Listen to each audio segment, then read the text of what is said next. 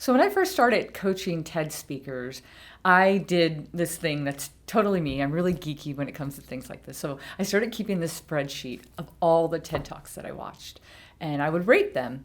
And I started watching like thousands of TED Talks. And in this spreadsheet, I started really paying attention to what was the difference between a good TED Talk and a great TED Talk.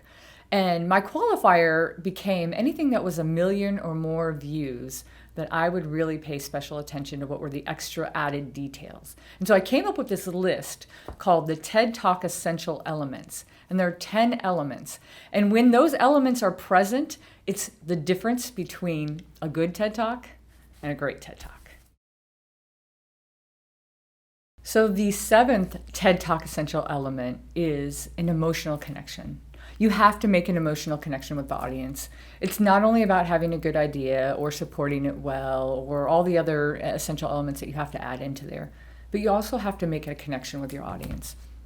And by making a connection, you can do that through personal stories, sometimes just being vulnerable. Like, people want to know that you're human, and they don't want you to go up on a stage and perform and say, I'm awesome and amazing and my idea is great, but they just want you to be real. I mean, a TED Talk's all about having a conversation with somebody.